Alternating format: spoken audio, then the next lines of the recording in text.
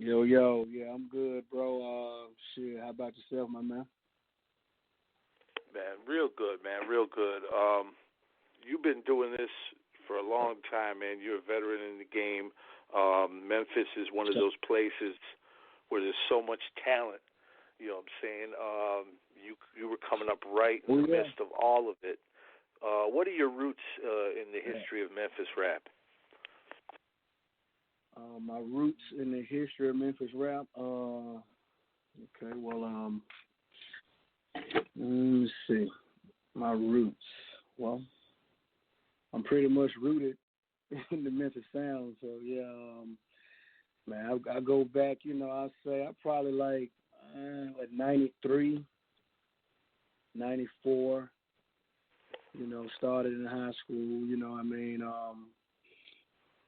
Coming out the hood, man, really just kind of creating my own sound, man. Really just, doing me, and the rest is just history, man. I did a lot of production for a lot of the artists that a lot of people familiar with, back in the days, some, even they ain't familiar with, but yeah, man, I touched on everything. I done work with some of everybody. I've been working with a lot of artists out of the city since, like I said, 93, 94, 95, 96. So I'm pretty rooted. Yeah, most definitely, most definitely, and that's like the golden era of Memphis rap right there because you had so many people, Indo G, Little Blunt, of course, Triple Six, Playa Fly, all these guys, Squeaky. You know what I'm saying? Who are some of the cats that you made tracks with over the years? Man, let me see. Well, like you said, you named some good names there, but like I was gonna say, you want to talk about roots? I can go back even farther, man. Like me, honestly, like I remember the first inspiration, man. Honestly, out of the city, I go back to like DJ Spanish Fly. You know what I mean? Like Gangsta Pat. The Legion of Doom, and Pretty Tony, you know what I mean? That type shit. So when I first started, that's kind of like what I used to do. I used to listen to a lot of that DJ Spanish Fly and, like I said, Gangsta Pat. If y'all go back, y'all pretty much, know them names. But as far as like people I've worked with, that people may be familiar with from the underground scene, of course, Playa Fly, Gangsta Blac,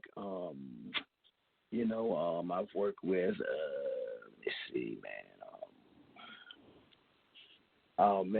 It's just so DJ Sound. Let's see, if y'all remember DJ Sound, he go back. Of course, I work with Squeaky, but that was kind of a little on up when I kind of got up, up there, as far as my career, when I finally got a chance to work with those guys. But early on when I first started, a lot of us was up and coming. And like I said, as far as the names that I'm grounded with, a lot of people, connect me with. Like I said, you named it like Playa Fly, and my group, Playa Posse, Lil E, Slim, Waco, Big O, my brother Taro, y'all know them names. So, yeah. A lot of legendary stuff they put out there.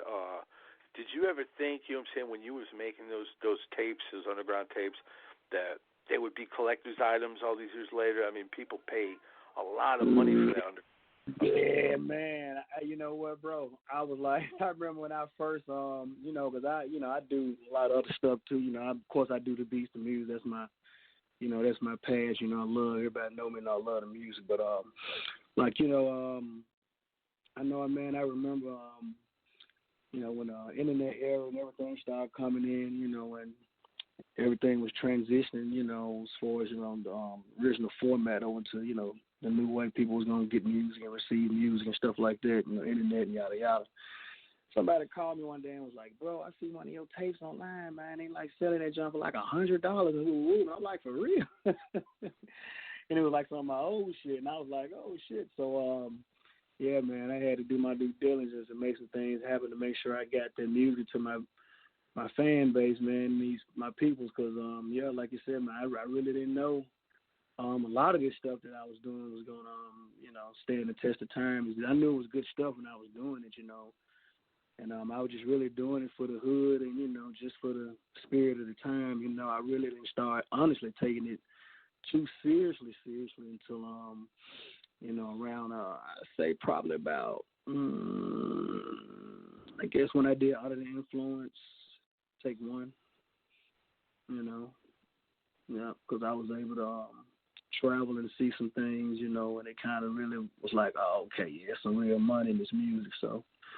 But other than that, I was just like, everybody, else coming out of the Memphis, coming out the streets, out the hood, trying to, find my way. And, music, I always liked music because I was in the band and, stuff like that. But, man, no, I didn't know, man. I just knew it was good. That's all I knew. I didn't know it was going to be like, 20, 25 years later, people still like,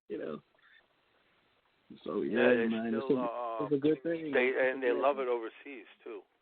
Yeah, they do, man. I really, man. To be honest with you, a lot of my, man, I got my fan base overseas, bro. It's like it's almost unbelievable because I'm like, first of all, how did y'all get this stuff over here? But to know about it like that. But as years went by, it was like a lot of people that I know that like from in the service and like I got a lot of.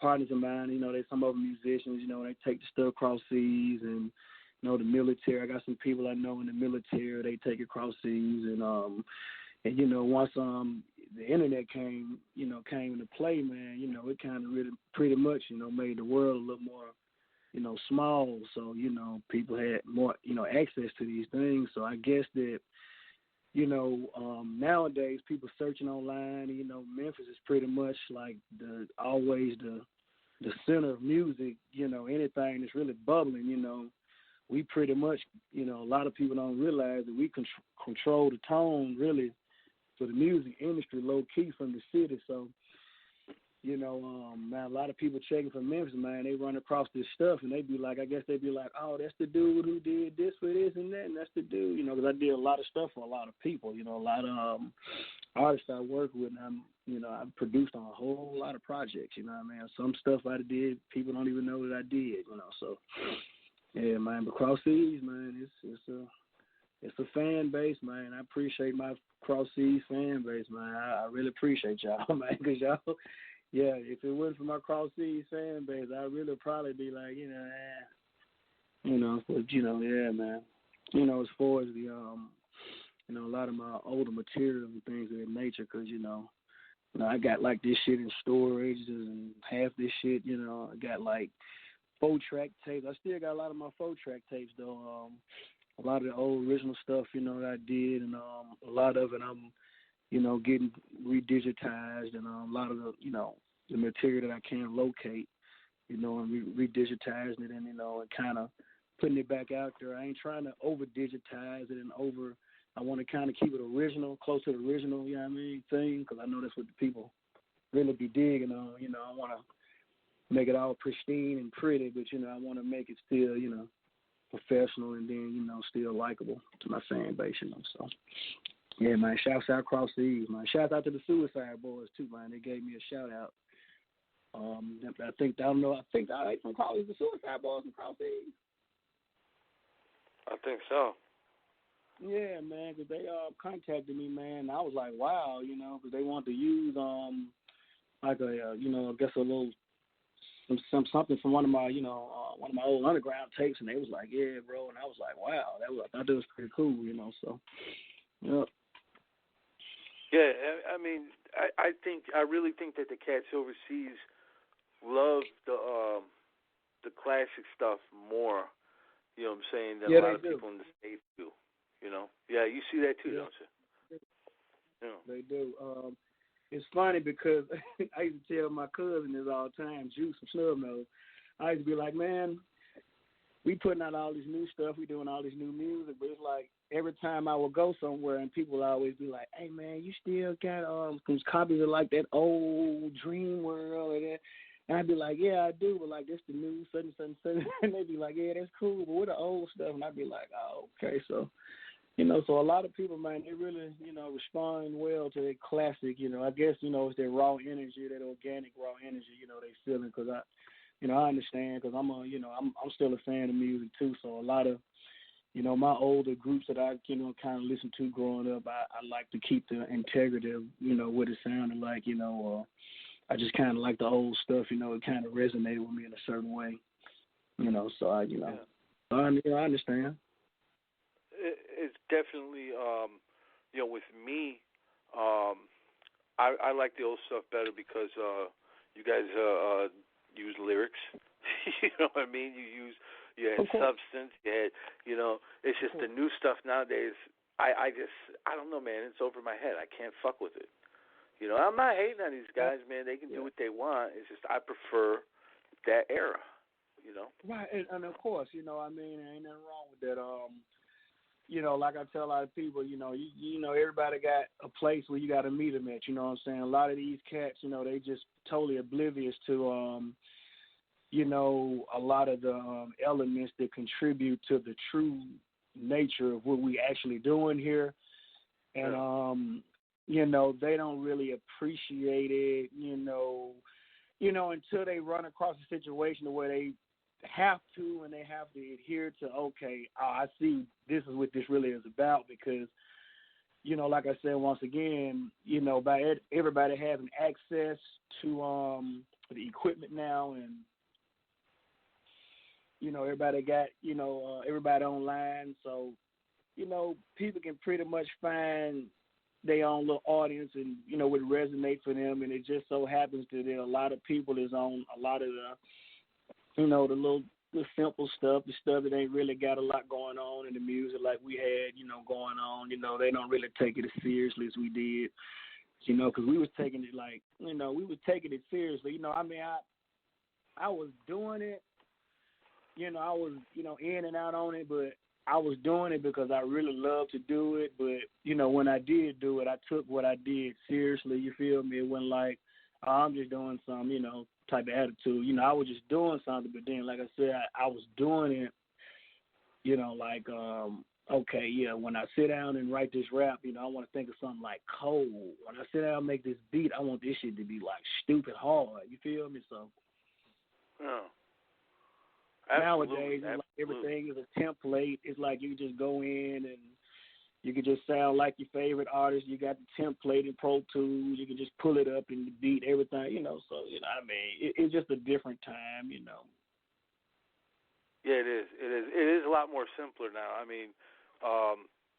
Studio time back in the day cost an arm and a leg. Now you just get a program online and anybody can fuck with it, and become a rap SoundCloud page. There you go. Back in the day, you had to really work and perfect your craft.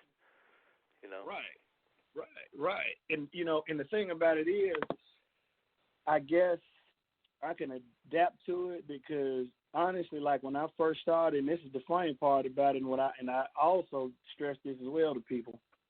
I be in all these fancy studios, the outboard gear, the rooms, the beautiful studios, and I just be sitting there thinking to myself sometimes, honestly, really, it ain't about this neither because, man, half that shit that people be checking for, like, I just pressed up, we just did, like, vinyl on Dream World and, redid the cassettes, and I got some of the, of course, the CDs online and all that, but, man, I be listening to that stuff sometimes. I be tripping because I be like, they don't even know, dude. It's like totally a sock over a Radio Shack microphone and a 4-track and, I had very minimal knowledge of mixing and mastering, and all I know was it sounded good, and that was it.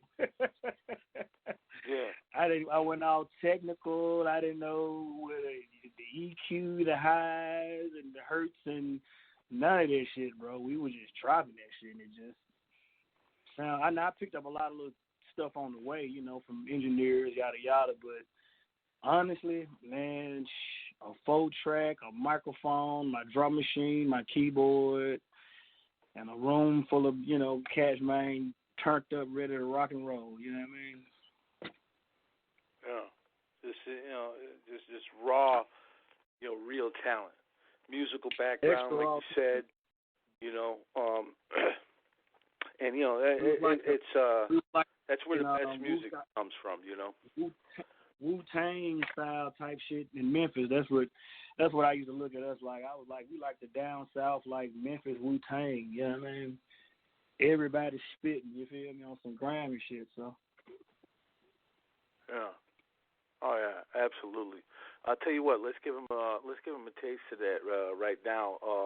You know what I'm saying? We got this. You know what I'm saying? Playa for Life track. Why don't you tell us about this one right here? For cats that Which one? You got that little E-Jot? I believe so.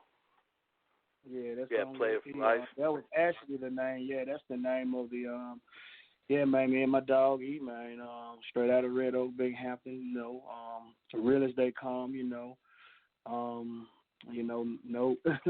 no, no falsified material, you know, everything is 100 done, if you know what I mean. But yeah, man, on that Playa for Life, that's just what we were going with it at the time. There was the vibe, you know, of the era, you know. I think that was like around 96, 97. You feel me? Yeah, man, it's been a minute, man. I'm glad to be able to reconnect been a while, with you, bro. 10, you know. For sure, man. Yeah, man. These years get by fast, man. You know. Absolutely. What's it like when you hear your old music like that, man? Man, I was just sitting here thinking about that, bro. When you was playing that, that took me back, man. It just shit, man. It just bring back a lot of memories, you know, for me, man. It put me back, you know, when we was dropping this stuff, man. You know, like I said, man, a lot of people don't understand, man. A lot of these songs, man. You know, a lot of people hear these songs, you know, and they be, you know, they don't know a lot of our music, man. It got history behind it. You feel me? It's like some of these songs we were coming up with, like some shit probably had just happened, and like it inspired the song. You feel me? Like right then and there. You feel me? So yeah, man, it's cool to go back and now. And then there's also, man, I'm when I hear that old shit, I be like, yeah, man, we was killing these folks like I thought we was, man. They weren't fucking with us. You feel me? Absolutely, yeah. Most definitely. Hey, well, you know, it's you know what I'm saying, like I said, man, you coming up in that fucking era.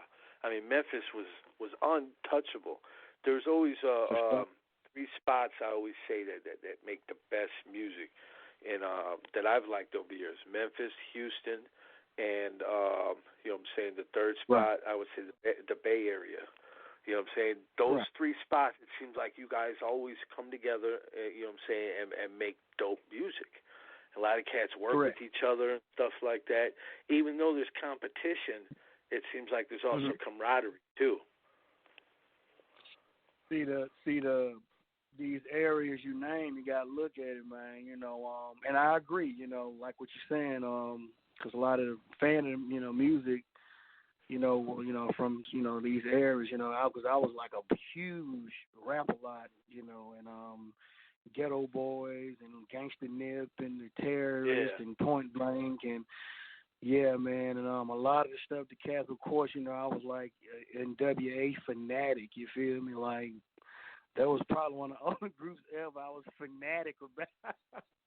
So, NWA? Ghetto Boys, of course, but yeah, man, NWA, bro, it was like, jeez, Louise, it was like Easy-E just had that voice.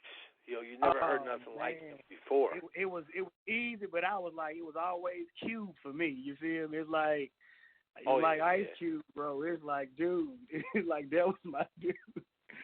But yeah, of course, like I said, with Lil J, you know, Mr. Scarface, you know, I'll come up out of that because I really honestly didn't catch on like to the New York thing, you know, and until I got a little older, you know, it had to kind of work in on me a bit because I really didn't care for a lot of that stuff that was only that I kind of like out of New York was like Eric B and Rakim, you know, something like that, you know, maybe, but you know, I just couldn't too much get into that thing now, but I know, like you said, them areas you named, bro, it's like heavily music driven. You feel me? So, and then it's a lot of, you know, I don't want to say a lot of poverty, but we see a lot of difference. You know, in the South, you know, I know out in Cali they got a lot going on. I know down South, you feel me? It's a little more, you know what I'm saying? A little, you know, a little grimier, you know. So, you know, as far as, you know, the stuff we have to deal with, you know, every day, the poverty, the kind of, low, it ain't really like people ain't really just that inspired, the inspiration ain't really like, it's why they don't call it the home of the blues for nothing, you feel me? So, we just vibe a little different, you feel me? So when it comes to the music, that's so deep to our, inner thing to where if it ain't just really got the sauce on it, we ain't just really feeling it like this, you feel me? So. Yeah. Absolutely. I'm going to bring on the homie DJ Lord Sinister, the guy that set this show up for us tonight. Because I could sit here and talk to you for hours. I know he's got some questions he wants to get in. Let me bring him on. Sin, you there, brother? All right. Yeah. Hi, Scott. Hi, legendary Blackout. It's a real honor to have you on the show. How you doing, man? yeah, I'm fine. I studied on the music since a very long time, since '95 these days. Thanks, man. I appreciate it. Yeah. On the tape, Dream World, you used to record it with a Korg X3 like on the cover. To put us with it. Yes, of course. Yeah, that's why I had my cousin draw that for me. But I wanted to make sure he put that on there. I wanted to look, like a dream, real dreamy with the blue, and he did it just like I saw it in my head. But that was like, I just had that vision in my head. We used to get like stupid high back in the days and shit. And I was just laying there one day. I was like, man, I just saw that in my, I kind of saw that vision, and that's what the music, that's what it was. Everything was sounding like to me. Everything sounded like how that cover look, you feel me? So he did a good job bringing my imagination, to the platform like that, so everybody can see it, bringing it to life and everything. But yeah, the Korg X3, man, that's my weapon. That was my weapon of choice, back in the day. Because when I came through with that, people already know it's finna get crazy. Mm-hmm. Like a lot of old Memphis tapes, you used cartoons on the cover album. I think about old tapes or old Juicy tape, or even DJ Pinky or DJ Sound. All used to do these graphics back in the day. Right. Yeah, we were kind of ahead of our time. A lot of people used to tell me that, like, they be like, man, y'all kind of ahead of y'all time as far as y'all vision, and because some of the stuff, a lot of people didn't understand. When they saw, some people thought it was dope, and it went over some people's heads, but they eventually caught on to it. Yeah, and you use the intro with Church from the Hood movie. It's a crazy kid. I'm on bed. Yeah, man. What's crazy? What's crazy about that is that probably was like one of the first, I think, bootleg movies that I had, and that particular version of Tales from the Hood is from the version that wasn't actually, it wasn't the version that everybody sees that came out in the movies. It was like another kind of version of it, and but that part was, of course, it was on there, but it just played out a different way. But, man, I was watching it, and I was almost finished working on Dream World, thinking. And, well, I think, no, I wasn't almost finished working on it. I just had started working on it, and that kind of helped drive the set the tone, if you will, for that tape, because that scene, in that movie, kind of summed up a lot that I had going on, inwardly, as far as the way I was seeing my art. I was like, wow, somebody, that's actually shot a major motion picture film, on something that I feel like I could do the soundtrack to this movie. You feel what I'm saying? So, way, that was my own way of kind of, I felt like I was part of that. You feel me? So, it was weird how it came out, but yeah, I always tied that part of the movie, with that because, you know, that's when it came out around that time, and I just thought it was dope, you know. Yeah, yeah. How it was to record the legendary track "Nobody Is Nobody" with Playa Fly, and it was also recorded with the father of Playa Fly as a singer. He was a singer of the Ovations, so it was crazy to have him on the song, and it has a Memphis airplay a lot in clubs, and it could get back in the club, even on the radio. Can you tell about this one and the process of recording of this track? Yeah, man. Like I said, man, I done produced for a lot of people. That was when I was doing stuff for Fly, you know. That was kind of like another kind of sound I was doing with him, you know. Same keyboard, same stuff, but you know, we came over there. Nobody Needs Nobody, man. I started, you know, I knew Fly before I actually, you know, started doing like all his music because he was still with 3-6 Mafia, you know, at the time. Yeah. And you know, I was kind of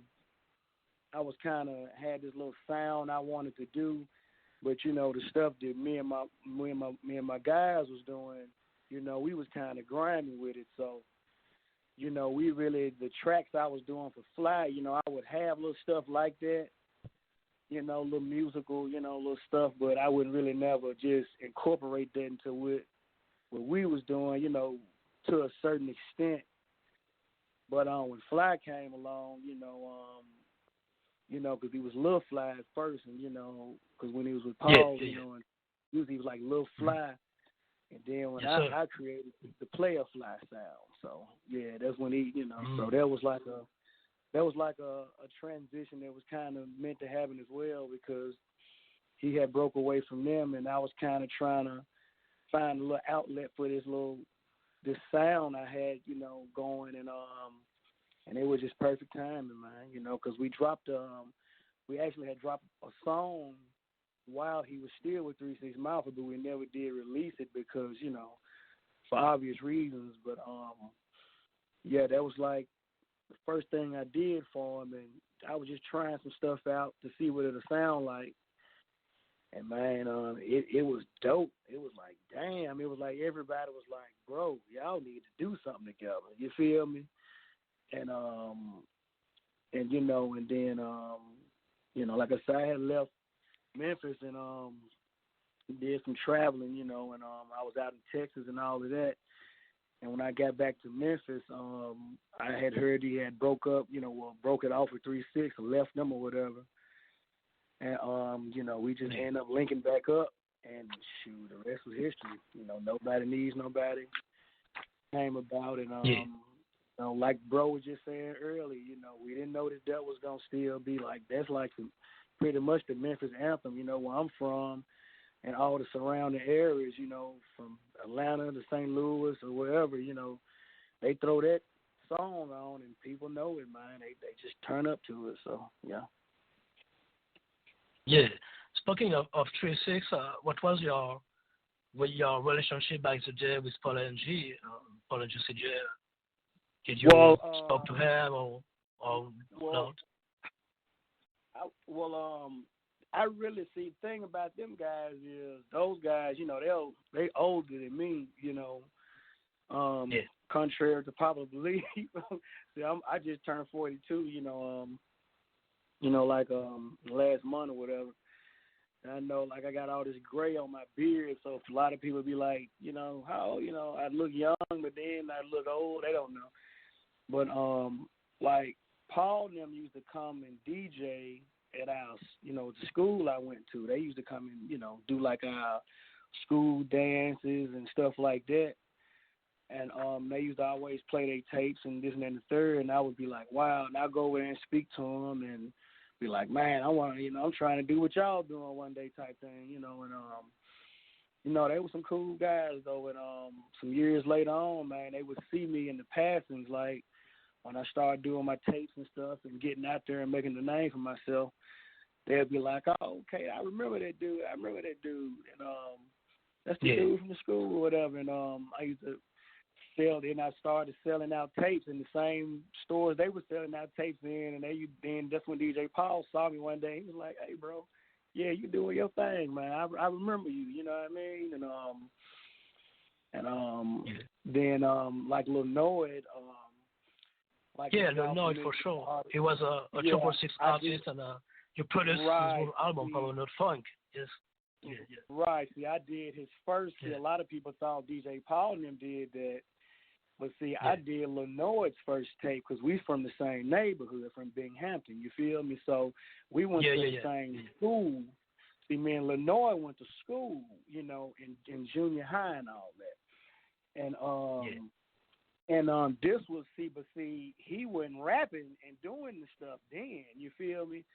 Because when I had heard about Lil Noid because he had did a song with Playa with 3-6. Yes. And exactly. I had heard about him, but when I met him, I was like, "You Lil Noid?" You feel me? So it was kind of weird how that happened. And I was like, "Damn," you know. So he was with DJ Paul and them at the time, but I guess they was taking too long to do his album or whatever. So you know, he saw I was an up and coming guy in the hood. I was doing my thing, you know, and I did his first main tape, man. You know, I did every beat on that tape with Tears Are Dry. Because him and Tiny Man on it and all that, and Tiny Man, he used to be like what I think he was like rocking with Squeaky and them, you know, and all that at the time. So this is kind of how I would kind of establish myself because, you know, a lot of these guys, you know, they was linked up with Paul and Juicy and Squeaky and all that, and I was just a new guy just popping up on the scene, just coming out of nowhere, you know, doing my thing, you feel me? Because I really was, you know, like I said, I was doing other stuff, you know, if you know what I mean, you feel me? I wasn't even really, I was doing the music, but you know what I'm saying? I didn't really, I was just doing it because I like to do it, you feel me? And, man, but, I did. So Lil Noid really, you know, a lot of people don't know about that history because it's kind of like that's a deep history right there. But, you know, because he pretty much, you know, he was the first one out of our hood to really just, you know, bring that Binghampton, you know, like to the forefront like that, you know, for our generation, you know, because there was some cats, you know, from Binghampton. You know, there was artists, but, you know, we was kind of putting it out there like in a whole nother way, you feel me? And Lil Noid kind of spearheaded that, and he ended up getting into some trouble, and he had to go and do some time, and, you know, we just kept that we just kept that Binghampton, we just kept that vibe going, you feel me? So, Yeah. You produced the whole album, Power Not Funk. It was crazy song like In the Dark, Try Me, Alone My Clip. It's crazy song. Right. I did all of them. Yeah. That's when I first started too, bro. That was like, honestly, that tape right there is like when I first started making beats, bro. I had just really started making beats and learning how to use my keyboard and all of that stuff, man. So that's some real deep history right there. When I heard all this song like on Lil Slim album, probably a specialty like Demons. It's an earlier devil shit, you know. For you, who started devil shit? Because some people say Blac, some people say you, some people say Psycho as a charge partner, some people say Lil Grim, my homie Lil Grim, or DJ Sound. For you, who started it? Who started exactly what now, my bro? You say that again. Who started what type of? I think I heard you, but I want to make sure I want to.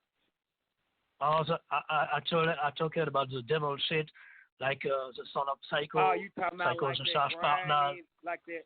See, this is the thing. See, a lot of people got to understand. See, my clique, we didn't, and the devil shit, evil thing, we didn't, you know, we was kind of doing that, but yet not. Our thing was more so, it was just real rugged and just like, real edgy, and it was so close to the edge that people would kind of twist us in with them, you know, because a lot of them cats, they was like really, really like on that, like you say, that devil shit. But, you know, we would look at it, you know, we was just like really in the streets with it. You feel me? So, like the stuff we was seeing firsthand, you know, was more so coming from a place to where, you know, we was kind of seeing it from another angle, you feel me? So a lot of our stuff was passive aggression, and, you know, we was blowing steam off on the mic, and, you know, everything we did was edgy. You know, I was always kind of into the skulls and cut off jean jackets and fucking, you know, I used to wear like Metallica shirts and shit like way, way back in the day before people even, you know, before this stuff even became like something popular. Like I noticed years back, generation, they AC/DC shirts and Slayer shirts, and, you know, they don't even know who these artists is, you feel me? But, you know, a lot of them don't, you know. Some of them maybe, but I was stopping to ask kids, do you know who that group is on your shirt? Like they had like the Megadeth shirt on. They'd be like, nah, I don't know who this is. I just thought the shirt was cool. And I'd be like, yeah, I used to rock them same shirts and shit, but people thought I was crazy. They was like, what's wrong with this dude?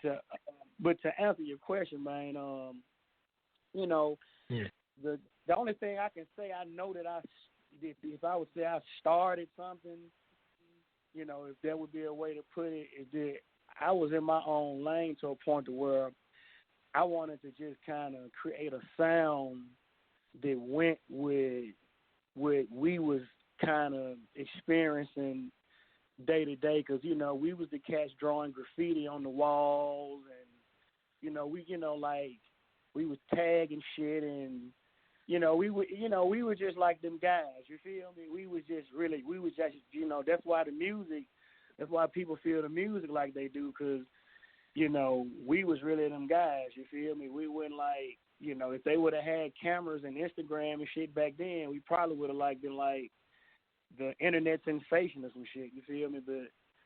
But yeah, man, we was like really the guys, like, you know, running out the stores, you know, and doing, you know, we was tagging graffiti and shit on the wall and shit, you know. So we just brought that to the music, and you know, and people, you know, it came off aggressive, you know, and, you know, we did the skulls, and, you know, you might hear us say devil shit, evil shit, blah blah blah, but, you know, we wasn't really into the shock rap, you know, evil, you know, like that type of thing, like some of these other cats, you know. I mean, I ain't knocking, you know, no other groups or artists and everything. I'm just, you know, we were just kind of in our own lane, you know. But we get categorized, you know, with those groups because, you know, it's familiar, you know. I get it, you know. It's like, but yeah, we was coming at it from a whole nother thing. You feel me? Yeah, but anyway, you have your trademark Blackout sound. So your inspiration back the day in Memphis, you have SMK, of course, Spanish Fly, or Petty Tony, G Style, all them inspire you for your work, you know. I can hear it. I can hear it in your song. Yeah, DJ Paul, man. I ain't gonna lie, man. We used to rock that Paul, man. Yeah. Cause like I said, I didn't start. You know, them guys, they was doing it before I was doing it. So, you know, but like, you know, I used to be into, like, I don't know if y'all familiar with an artist out of Texas called Gangsta Nip. Yeah, for sure. He was the South Park Coalition. You know, Bushwick did, the Ghetto Boys especially, you know. You know, so, you know, that kind of stuff like that, and, you know, and I was into a lot of heavy metal as well. You know, I grew up, you know, I was, like I said, the groups like, you know, Metallica and Slayer, and we was rocking shit like that, man. We was on some, you know, we were just, you know, some other shit, you know. You put us also groups, Ashes of My Blood was a crazy tape too, and also, of course, like Lil Gain, Big Time Players. What was Mitchell Heights? Yeah, right. Yeah, then my guy, see my guy Slim. Lil Slim, of course. Yeah, my guy Lil Slim. You feel me? You know, we we used to rock in high school together and all that. And like he was from the other side, not too far from Binghampton, but across the way, they had Mitchell Heights over there. So he kind of, like started representing that.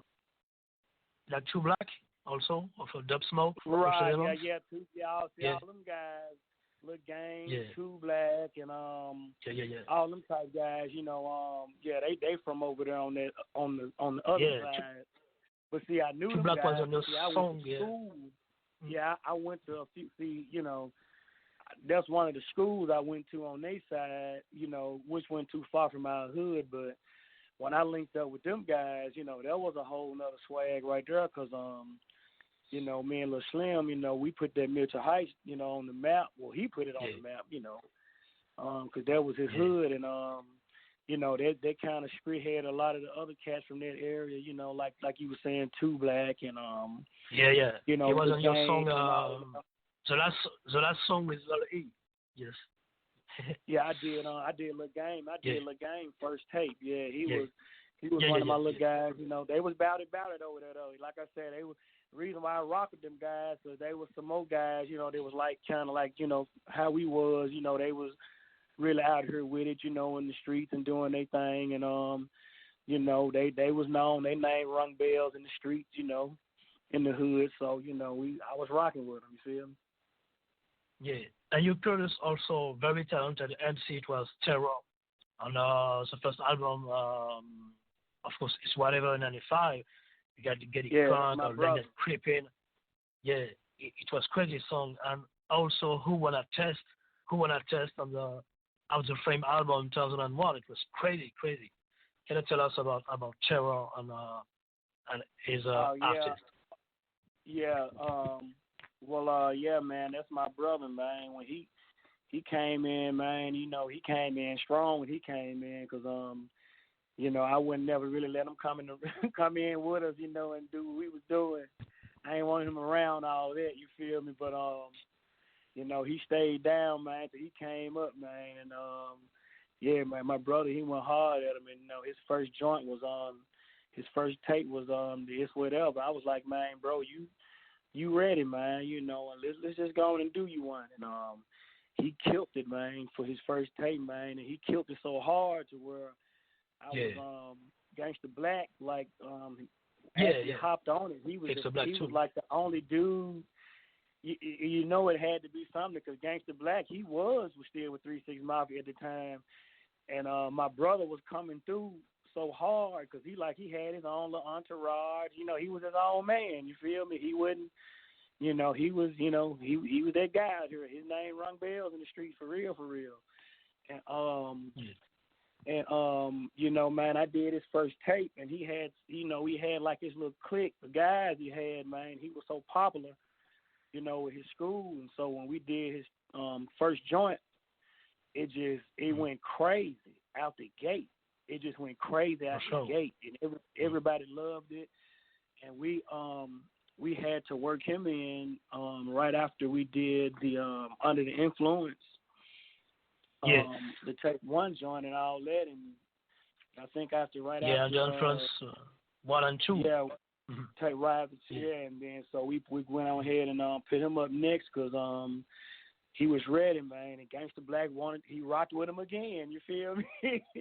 And that's how the Yes came out. M.I. After Frame, because him and Blac had real good chemistry. Because Blac, he was, he liked my little brother. He thought he was, he was like, man, I'm rocking with your little brother, man. He the real deal. So, because Gangsta Blac, of course, everybody know GB. He most definitely that guy out there in South Memphis. And all that. SPV Cliques. South Parkway was another fight. Yeah, GB the truth, man. And so him and Fly out there, man. Him and Fly was pretty much, they was the top dudes, out in the South. If it wasn't about Fly and Blac, it wouldn't. They was the guys. SPV. Yep, South Parkway. Was the guys. On my end, we was the guys, and they end up coming out there and linking up with us. So So it had to be something, because like I said, them some strong guys. They got their own thing going, and for us to link, like that, it had to be something. It had to be something going on there. So yeah, man. So that's how that came about, man. My brother, man, he came in at the gate, man, and young guy, man. I think my brother, he hopped on the mic. He was like, man, bro was like, man, 15, some shit like that, 14. He was young, man. He was coming out hard though with them bars though at the gate. He wasn't playing no games. Yeah. Under the influence, I love a song. It was the first song. It was crazy shit. Just a sample you did Sheldon of the Crown music as a movie. The first song. On which one? Under the Influence 2. That first song. The title of that first song. 2? Yeah. On Under the Influence 2. You talking about all these titles with no battles? It was that first song. Is it on Under the Influence 1 or Under the Influence 2? I think it's under 1 maybe. Yeah. It was a crazy song. On 1, you talking about when Gangsta Blac started off? Yeah, I think. No, my brother started that song off. I can't remember, man. I can't remember. Yeah, that's one. Yes, it sounds like Shadow of the Crown music. Like that. Yeah, don't put me on the spot like that. But now as far as open your back with this track, get it crunk like crack. There we go. I knew it was gonna come to me. So yeah, that's how Under the Influence 1 started. Because my brother started that joint off, and he started. And you say, he started the first one off too. I mean, he started the second one off too, though. Yeah. But which sample are you? Yeah. You said something about the sample. Oh yes, it sounded like Sheldon of the Crown jam of Dr. Bouncer. No, ain't no sample. No, it wasn't no samples. Okay. No. Okay. Under the Influence 1, it started off. The guy who was engineering the session, he do like the movie thing.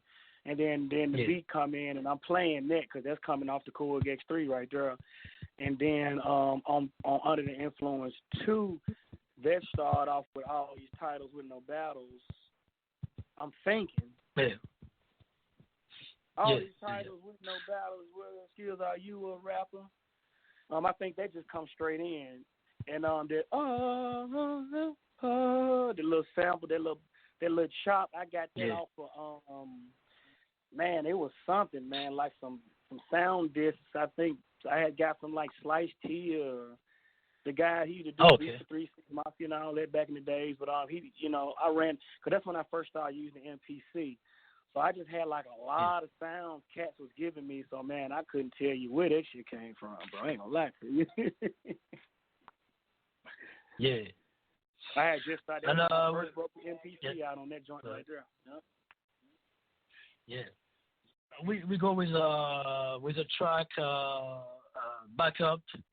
You did back the day, 2003. Yeah, that track. And and we were back. Yeah, that was we can go on the song. Okay, yeah, would y'all finna play that joint right now? Yeah, we would play with. Now, can you tell us about this one, about this song? Oh yeah, man. Well, the Make 'Em Pay was my. I guess that was like kind of around. I dropped that one like when I was kind of getting ready. I ain't say I was getting ready to stop. But I was kind of like I'm finna do me another tape, CD and. Kind of lay off this for a minute because, it was a lot going on as far as, my actual real life around that time. I just had a lot going on.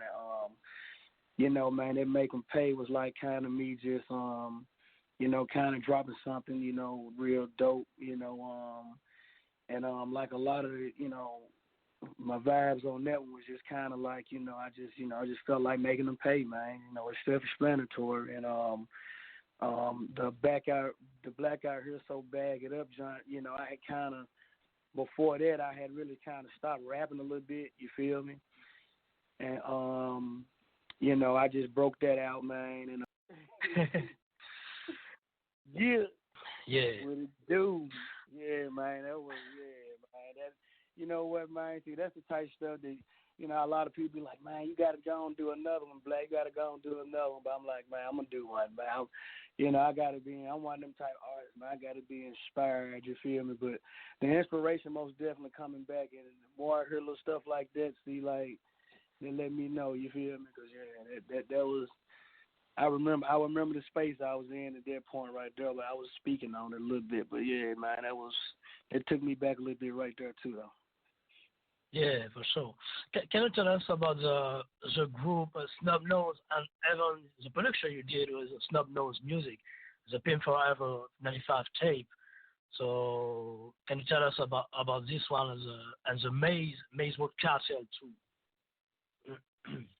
Oh yeah, the Maize Road. Okay, so my cousin Juice, Snubnose, and Eli, like, they were artists that had been, they had been like doing performances and things of that nature, when I was up and coming, and I used to want to go to the studio with them. They never let me go with them. I was a young guy.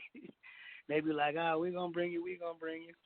And I was like, okay, yeah. But so they was doing music, man, and they had been like doing a lot out there in Mississippi, because that's where they pretty much based from. And I was like, who doing stuff in Mississippi? But they was like some of the first guys like on the Mississippi scene, because I was like, cats doing stuff in Mississippi.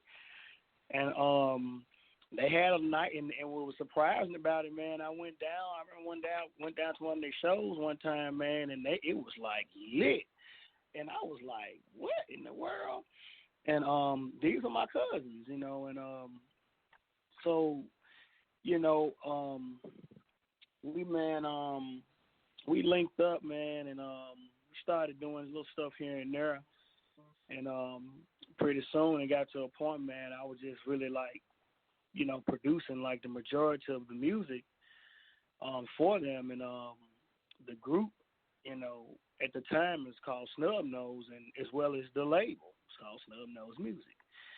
Yeah. And so, man, I just kind of course, it was quite natural, to hop in on it with my cousin, because, that's my family and all that. So I had my thing going back at the spot, with the Playa, Posse and my thing. But I would kind of like team up with my cousins, with the Snubnose Music thing. And they had another little producer they was working with, at the time, and then like they kind of ended up parting ways or whatever, and I just was like, pretty much was like the full-time, producer, exclusive for my cousin and them. So they had some artists that they was working with as well.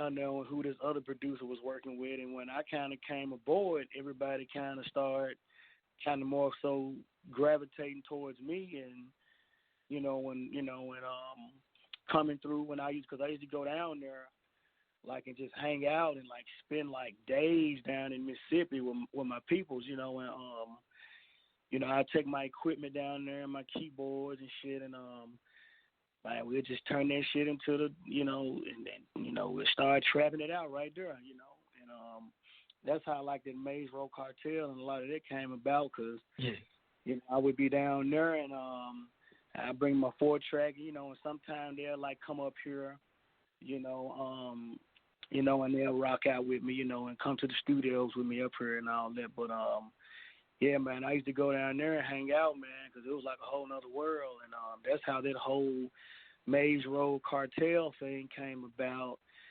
as well as the Snubnose Off Safety. That was the first project. Of course, yeah. The CD, we put together, and the Genesis, Mortal Kombat.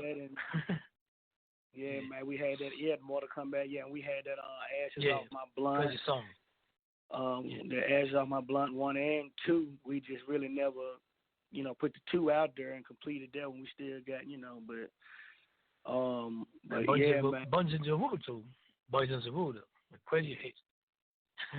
What was that? Boys in the Wood. First crazy hits of Snubnose. Yeah. Oh yeah, man. The Boys in the that was, because I remember when he first brought the idea to me, like Boys in the Woods, I was like, what? I was like, that's kind of cool, but I don't know though.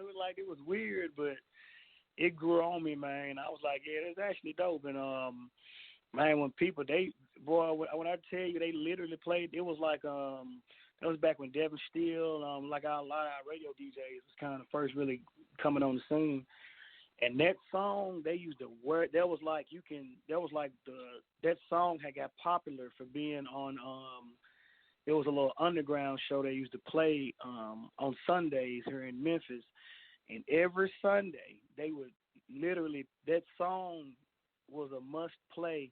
If they didn't play that song on Sundays, people would like call into the radio. It was like crazy. Like that song, it was like a weird hit in Memphis on a really underground scene, but out in Mississippi they was eating it up, of course, the Boys in the Woods. But yeah, man, and my cousin, man, shout out to Juice, man. He's real creative guy. Real creative guy, a lot of ideas. I was in Memphis in back in '95, summer '95, and did your music was played in the Club No Name or Club Expo or Studio G in the 380 Bill Street or even in Juicy G's place or Close Play House. Did your music be played on these clubs sometimes? Like the right, day? Man, you going back. Yeah, I was there like the day. You know some history. Well, you talking about the old 380 and plus y'all, those, yeah, they tore that stuff down, man. They taking away all the history around here. The mall in Memphis and the 380, they running wrecking balls through that stuff. But it's yeah. That's why I be telling everybody, man, when you in the moment, stay in the moment, man, because these times are priceless, Yeah, Club No Name, Club Expo, it was crazy. That man said Club No Name and Club Expo. It's a gangster world. You talking about back when we used to rock that's back when we used to rock the Jerry, like the Nouvos and the curls and all that. Yeah. You feel me? For sure. Which they know about. When Scarface has the curls. Yeah, when back I dropped that, that. He got the group man of the hour. Yeah, man. Back when Edward MJG called DOA in Original Boil on OTS Records, OTS Studio. Exactly. Did you go into OTS when Gangsta Pat was in back the day when there was Psycho Evans, Paul and Lord back the day in OTS? Did you go at this time on the studio?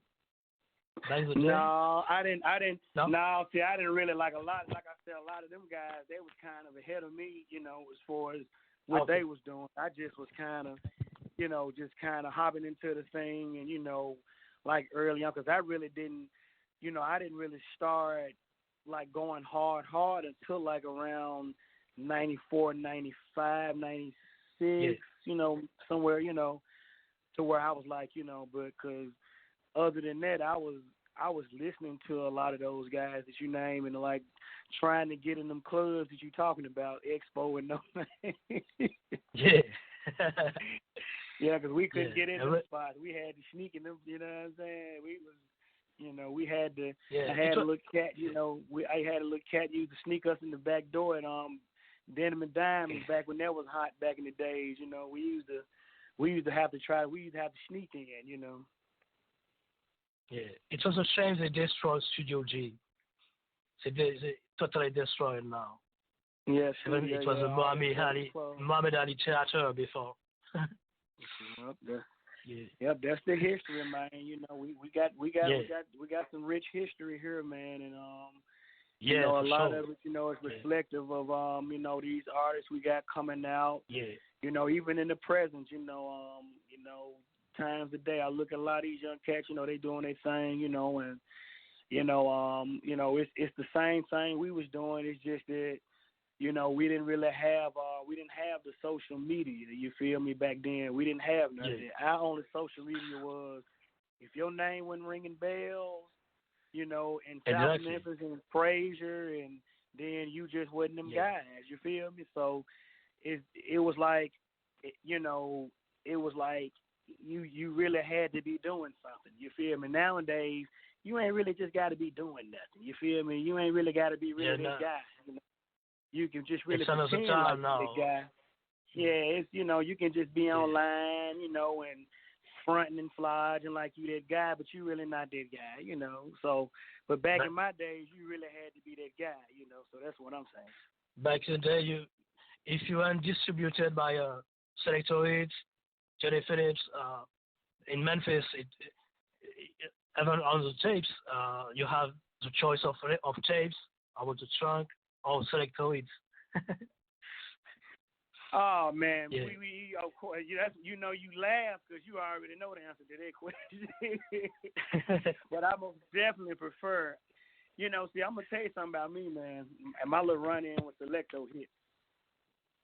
Yeah. I started off selling out of the trunk and underground. So I was used to seeing all my money from my tapes and CDs. You feel me? I was like, my first tapes I sold, man, I was like charging $5 and $6 and, you know, and shit like that, you know, just selling them, you know, out of the trunk. You know, I was paying like maybe like $1 and some shit. And see, we was doing, you know, like I said, that was pretty good for us. We went from unfamiliar to, you know, hand-to-hand combat because, you know, we was, you know, of course, we was very familiar with that arena anyway. So that was just something extra to have on deck to have. Hey, man, check this out. We, you know, and that's why we took to the streets so well, because we was like really, you know, out here. You feel me? We was really out here, and we just had them tapes with us, you know. And when I first got my run in with this whole industry thing, and you know, had to wait on my money, and then this guy talking about he ain't got my money, and I'm looking at it like I done sold like 10,000 copies this month, and you talking about you ain't got no money for me. And I wouldn't. That was very unfamiliar territory to me. I went down with none of that at all. Yeah. So I started dealing with. I went over a lot of people's heads. I usually deal straight with distributors, and you know, and like my money would be understood up front. You know, I didn't do all of the mystery pay on the back end, and you might make this, or you call me when you feel like calling me about my checks, and say we ain't play them kind of games. Cause see, we would click up and like literally like be at your front door, like, you feel me? So we ain't play them kind of games. Yeah. Even back in the day, you have Blac Franklin from the Street Level Graphics, all Memphis made. You said what? The graphics did what, bro? Oh, I said it was Memphis made, like Street Level Graphics, like Blac Franklin, you know. They did all graphics also too. Yeah. Can you tell us about Playa Posse, your tape, Bigger and Bigger Tanks, in '96? Yeah. All right. Well, I actually, it's an artist out of the city goes by the name of Tommy Wright III. Yeah. And you know, he had like his little thing going on out there, like in like on the west side of Memphis, and you know, not West Memphis literally, but just the west side, you know, kind of way out. And somehow I ended up linking with him because at the time, you know, I had did some traveling, and I wasn't staying in Memphis at the time, and like I was like, it was something going on with my equipment, or I didn't, you know, what it was is I wouldn't set up to record and do all, you know, and at the time, because I was making a transition, moving back to Memphis and all that, and somebody had knew Tommy Wright, and we ended up going to do a song for Tommy Wright on this album that he was doing, and they paid me and my group Playa, Posse to do a feature.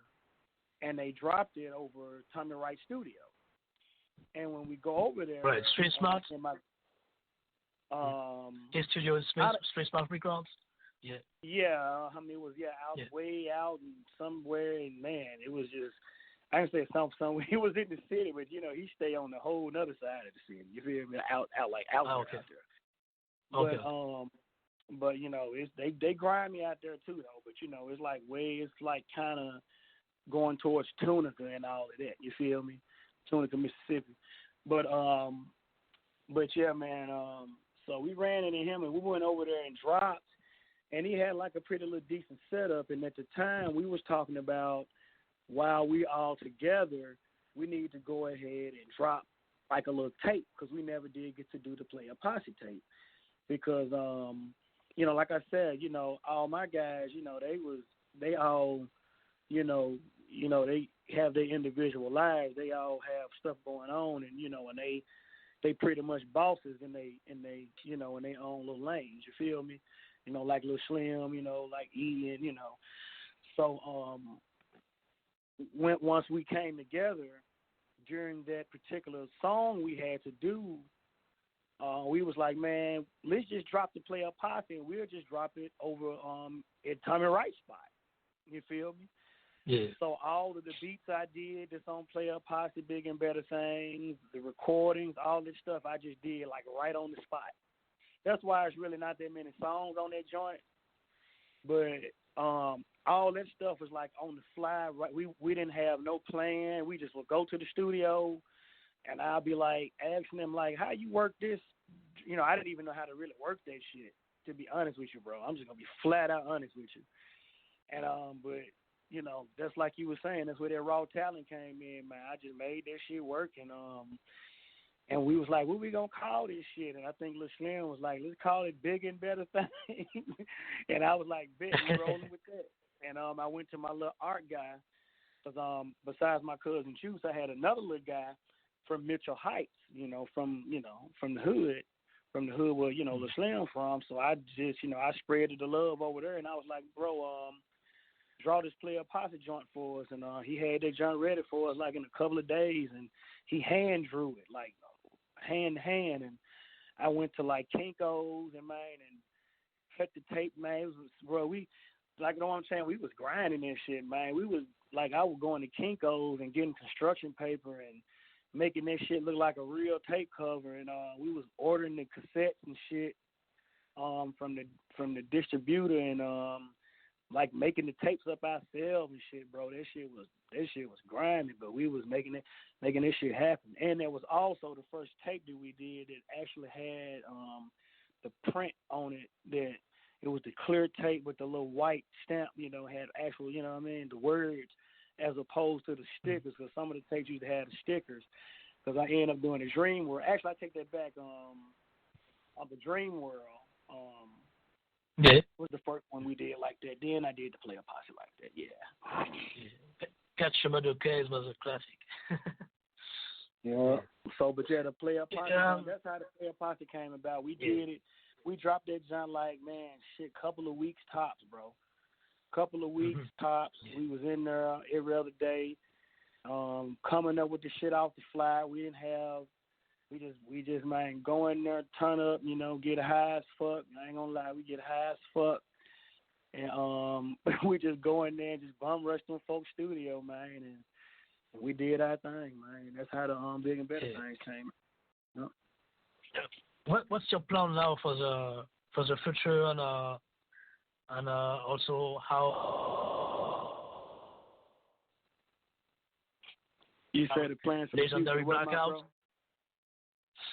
What's your plan for the future and production now for these days? Oh man, same as it always been. Honestly, man, I don't put too much on it. You know, I got a lot of ideas. You know, I got some plans. You know, but it's just pretty much the same. You know, as it's been. You know, since the onset of this thing, just get better and better at what I do, and you know, and find new ways to reach my fan base, and you know, connect and work with people who vibe like I vibe.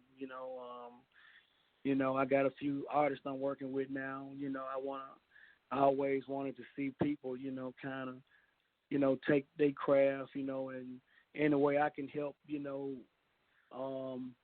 kind of enhance whatever they doing, because, besides my group, a lot of people don't know, but you have to be from the city to know or really just be rooted.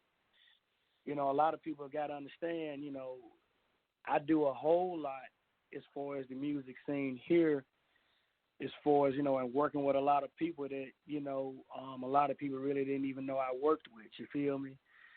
And a lot of these people have went on to stardom and, and they making millions of dollars now, and, and it's a good thing, because they still show me love and blah, blah, blah, blah, blah. And, because a lot of these artists that's out now, I literally remember when they was like walking in the studio for the first time, so my plans, man, really is just continue, man, just getting better at what I do, man, and putting that music out and, and just keep putting my vibe out there, and make them see it the way I see it. Hopefully they get it, you feel me? Yeah, it would be dope you come overseas in France, Germany, Europe, because you have a fan base over there. Yeah, man. Me and my cousin was talking about that yesterday, man. He was like, we're gonna have to go on and get them passports, man, so we can go on and and get on these 2-day flights and all of that. Because he know I don't too much care for airplanes and all that. I remember I had to ride them at one point in time when my career really started, because, like I said, I really never cared for breaking the industry per se. I was always cool with being like the guy that they're going to have to find and, seek out for on some real grimy underground type shit. But, a lot of my, my fans and supporters and whatnot, and, they be like, man, you got to do this with that, or you got to. So, I really because a lot of my fans, they really keep it, they really keep the fire going, because it's like me, like I said, I do other shit, so I'll be doing that, and then my direction, my attention to go elsewhere. And the fans will help keep me reminded, hey, tap me on the shoulder to be like, bro, don't forget about us over here. We still rocking with you. So, man, man, it's just, it's just what it for is. your fans and supporters, give them your social media. Can you tell them even your Instagram? Yeah, I got I'm starting to get more social media with it, because I'm in and out on that, but I got the fans can find me. I got Instagram. I just started. It's UNDA GROUND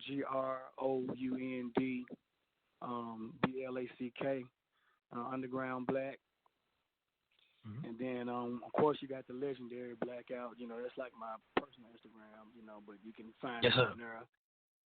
Really, honestly, man, to be totally honest with you, bro, they can just Google legendary Blackout, man, and I got like a website, and I got a lot of little social media platforms that I'm rarely on, but they can find me out there, man. You can just Google Blackout Memphis, or you can just Google legendary Blackout, and I pretty much come up in the search engine, as they say, so I'm search engine optimized, as they say.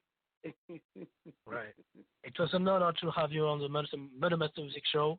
And we end with the song Club Friendly of Playa. It was a crazy song, crazy production. Can you tell us about this one? Yes, sir. Club Friendly. Well, I had been, of course, working with Fly, from his first CD. I did, pretty much all Fly stuff, to be honest with you. I probably did all of his music except maybe 4 tracks on all the projects, from back in the day. But, so there was one in particular to where I had this project I had to do on these people I was working with directly out in Nashville, and I had an idea for a song that I was like, bro, you should do a song like a club song, because that was kind of getting hot at the time, and And Tila, he's from Memphis too. If y'all familiar with Tila, because we all I know his producers and all that, and they had did the Girls in the Club, type of thing, and I was like, we should do something kind of like that. You feel me?